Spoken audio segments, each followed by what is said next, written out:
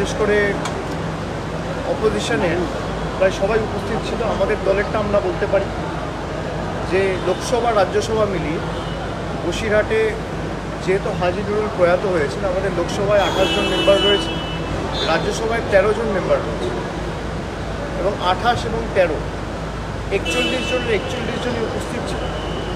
তারা বিরোধী জোটের প্রার্থী সুদর্শন রেড্ডিকে সকলে ভোট দিয়েছে, এমনকি অসুস্থতার মধ্যেও সুদীপ বন্দ্যোপাধ্যায়, সৌগত রায় তারাও নিজেরা ছুটে গেছে এবং তারাও তাদের ভোটাধিকার প্রয়োগ করেছে।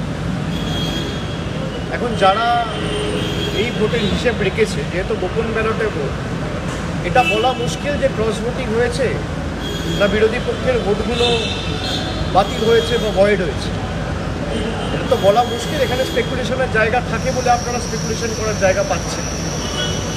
তবে আমার যদি আপনার যুক্তি বা তর্ক ধরেও নি যে ক্রস ভোটিং হয়েছে, আমার বিশেষ করে মনে হয় যে কয়েকটা দল রয়েছে যেখানে বিজেপি, বিশেষ করে আম আদমি পার্টির মতো দল, যেখানে 1-2 জন রাজ্যসভার এমপি একদম সরাসরি বিজেপিকে সাপোর্ট করে। তারা এমনকি তাদের নেতা অরবিন্দ কেজরিওয়ালের বিরুদ্ধে একজন মহিলা এমপি রয়েছে, তারা তো সরাসরি মানে নামে আম আদমি পার্টি, বিজেপিতে নাম লিখিয়েই দিয়েছে।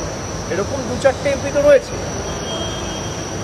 আর ওরা অনেক টাকার বস্তা নিয়ে নেমেছিল ভোট কিনতে। আমি কালকে গিয়ে 4-5 জনের সাথে যেটুকু কথা বলে বুঝতে পেরেছি, এক একজনের ভোট কিনতে প্রায় 15-20 কোটি টাকা খরচা করেছে। এখন বিক্রি হয় পণ্য বা দ্রব্য।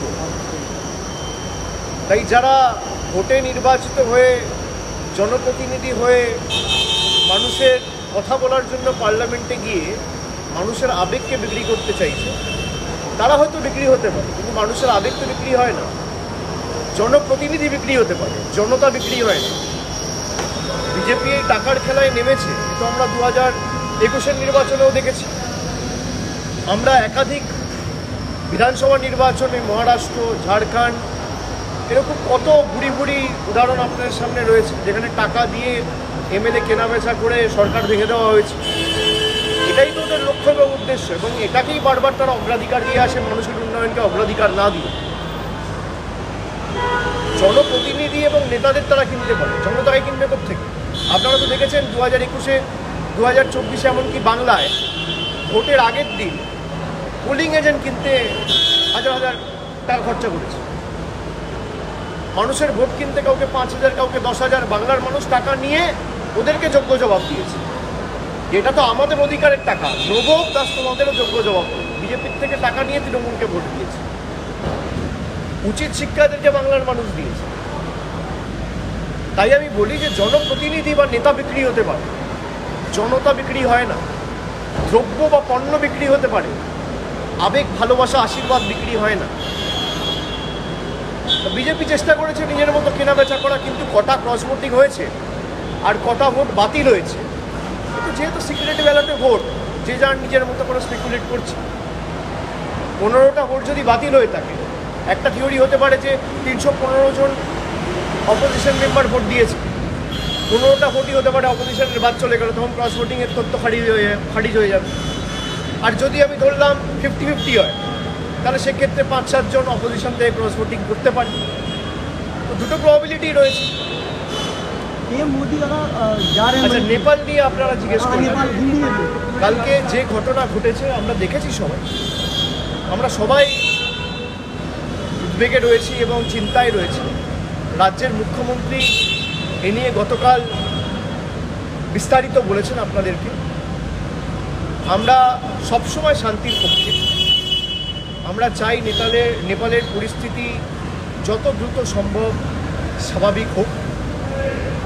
প্রতিবেশী রাষ্ট্র কোনোরকম কোনো ক্ষয়ক্ষতি আমরা চাই না, সে যে দেশই হোক, বাংলাদেশ হোক, নেপাল হোক, যে কোনো, শ্রীলঙ্কা হোক। আমরা বরাবরই চাই তারা ভালো থাকুক, শান্তিতে থাকুক।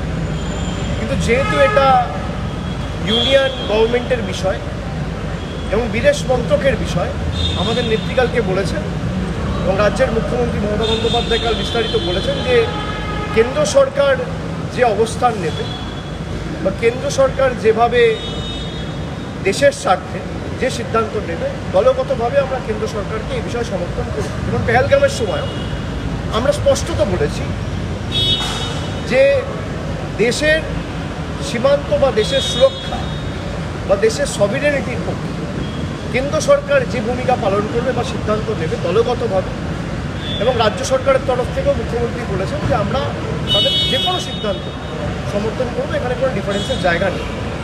তবে আমরা চাই নেপালে শান্তি ফিরে আসুক, এবং আমরা সকলেই উদ্বিগ্ন যা পরিস্থিতি হয়েছে সেই পরিস্থিতি দেখার জন্য। কমিশনের যে বৈঠক ছিল আজকে, সেখানে বলা হচ্ছে যে 30শে সেপ্টেম্বরের মধ্যে এসআইআর নিয়ে সমস্ত প্রস্তুতি শেষ করতে হবে এবং অক্টোবরের যে কোনো দিন এসআইআর প্রত্যেকটি রাজ্যে শুরু হতে পারে বা লাগু হতে পারে। কীভাবে না, সেটা তো নির্বাচন কমিশনের মতো ঠিক করবে, তাদের আভ্যন্তরীণ বিষয় নিয়ে তো আমি বলতে পারি না। তবে এসআইআর নিয়ে আমরা বলেছিলাম যে আমরা আমাদের মতো কোর্টের বাইরে কোর্টের ভিতরে উভয়ই লড়াই করব। আমরা পার্লামেন্টেও লড়াই করেছি, ডিসকাশন চেয়েছি, বিজেপি ভয়ে ডিসকাশন দেয়নি। আমরা নির্বাচন কমিশনের কাছে প্রতিনিধি দল পেয়েছি, আমাদের যে প্রশ্নগুলো ছিল তার একটাও সদুত্তর নির্বাচন কমিশন এখনও দিতে পারেনি। তবে গত পরশুদিন বিশেষ করে সুপ্রিম কোর্টে যেভাবে এরা ধাক্কা খেয়েছে, যেখানে 12তম সংযোজন হিসেবে আধার কার্ডকে ম্যান্ডেটারি করেছে সুপ্রিম কোর্ট, 12 ডকুমেন্ট হিসেবে আপনাকে স্বীকার করতে হবে, আপনি বাধ্য। এখানেই তো নির্বাচন কমিশন হেরে গেছে। নির্বাচন কমিশন যদি এসআইআর করতে চায় আর তাদের যদি উদ্দেশ্য ঠিক থাকে, এই এসআইআরের না এই ইলেকটোরাল রোলের ভিত্তিতেই তো গতকাল উপরাষ্ট্রপতি নির্বাচন হলো, সেটা তো অবৈধ। তাহলে এই ইলেকটোরাল রোলের ভিত্তিতেই 2024 সালে প্রধানমন্ত্রী নির্বাচিত হয়েছে, সেটা তো অবৈধ। তাহলে সেই সরকার অবৈধ। আপনার যদি উদ্দেশ্য সঠিক হয়, সৎ হয়, মহৎ হয়, আপনি যদি সত্যি ভুয়ো ভোটার বাদ দিতে চান, তাহলে এই ভুয়ো ভোটার যুক্ত তালিকায় তো নরেন্দ্র মোদী নির্বাচিত হয়ে 2024-এ ক্ষমতা এসছে। এই ভুয়ো ভোটারের তালিকায় তো গতকাল উপরাষ্ট্রপতি নির্বাচন সম্পূর্ণ হলো। তার মানে দুটোই তো অবৈধ।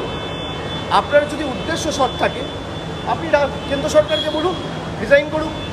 আপনি একদম কাশ্মীর থেকে কন্যাকুমারী যত রাজ্য আছে, যত বুথ আছে, যত গ্রাম আছে, যত এলাকা আছে, সব জায়গায় এসআইআর করুন।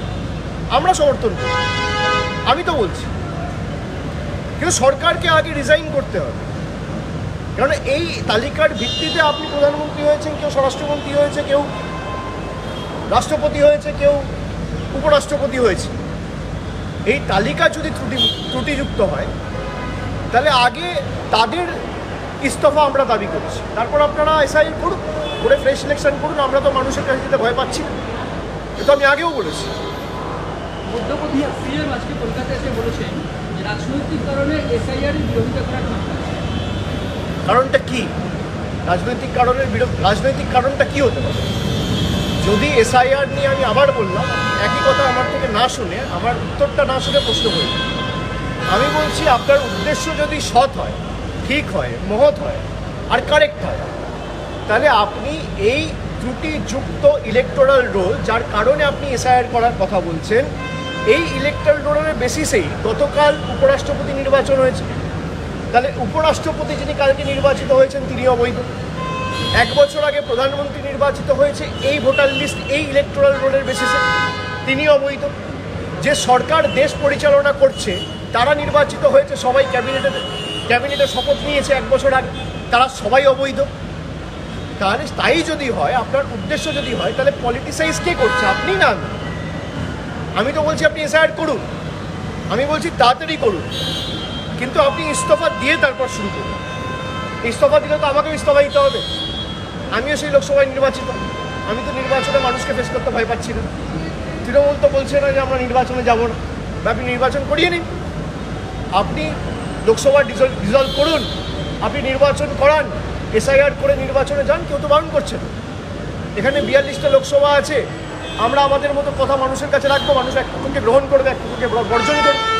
আমরা তো পালাচ্ছি না, বিজেপি পালাচ্ছে। বিজেপি মানুষকে ফেস করতে চাইছে না, তার কারণ কি? আপনি এসআইআর করতে চাইছেন বলছেন অক্টোবর থেকে, আমি বলছি আপনি কাল থেকে করুন, কালকে রিজাইন করুন, পরশু থেকে এসআইআর করুন, দেখি আপনার কত ক্ষমতা। আপনার উদ্দেশ্য সঠিক নয়। আপনি সিএএ যখন এনেছিলেন, আপনি সিএএ বলেছিলেন যে নাগরিকত্ব দেওয়ার আইন, আপনি কজনকে সিএ দিয়েছেন? আপনি সিএ এর মুখোশে আড়ালে এনআরসি করতে চেয়েছিলেন, আপনার উদ্দেশ্য কোনোদিন সঠিক ছিল না। আপনি নোটবন্দি করে আপনার শিল্পপতি বন্ধুদের হাত শক্তিশালী করতে চেয়েছিলেন, গরিব মানুষের চোখের জল মুছে ভারতে কালো টাকা ধ্বংস করতে চাননি। উদ্দেশ্য কোনোদিন বিজেপির সঠিক নয়। আপনি কৃষি বিল পাস করিয়ে 700 কৃষককে আত্মহত্যা করতে বাধ্য করেছেন। আপনি কৃষকদের স্বার্থে কৃষি বিল পাস করেননি, তাও আবার পিছিয়ে আসতে হয়েছে। তো বিজেপি যাই করে উদ্দেশ্য কোনোদিন সঠিক থাকে না। আপনার যদি উদ্দেশ্য ঠিক থাকে, বিজেপি তো এই বলছে যে ভোটার লিস্টে অনেক গড়মিল রয়েছে, আমি ধরে নিচ্ছি গড়মিল রয়েছে, তাহলে আপনি এই ভোটার লিস্টের বেসিসে যদি নির্বাচিত হয়ে থাকেন, আপনি রিজাইন করে এসআইআর করে ইলেকশন করুন, আমরা তো বারণ করছি না। ठीक है, पीएम मोदी मणिपुर जा रहे हैं। आप लोग बार बार कह रहे थे कि जाइए पीएम मोदी मणिपुर, लेकिन अब जा रहे हैं पीएम मोदी, क्या कहेंगे? भाई वो आपको मणिपुर में जाना चाहिए, मणिपुर में जाके मणिपुर की जनता से पूछना चाहिए।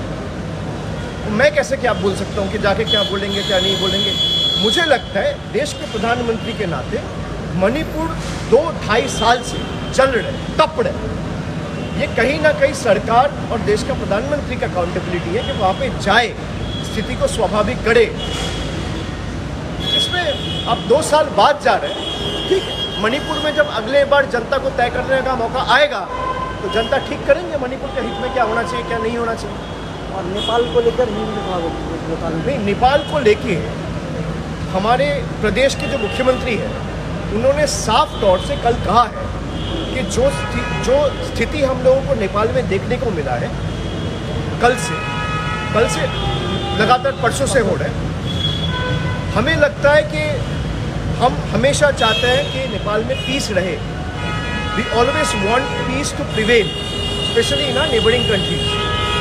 अब ये क्योंकि यूनियन सब्जेक्ट है, तो यूनियन गवर्नमेंट जो भी फैसला लेंगे या जो भी सिद्धांत लेंगे देश का हित में और देश का पक्ष में, पार्टी के जनरल सेक्रेटरी के हिसाब से मैं ये आपको स्पष्टता के साथ बताता हूँ कि पार्टी उसको समर्थन करेगा, और सरकार की तरफ से भी हमारे मुख्यमंत्री ये साफ बोल दिया कि वो समर्थन करेंगे। So whatever decision is being taken considering the best interest of our country, we will support that and we will fight any national interest issue when it comes to any of our neighboring countries shoulder to shoulder with the union government.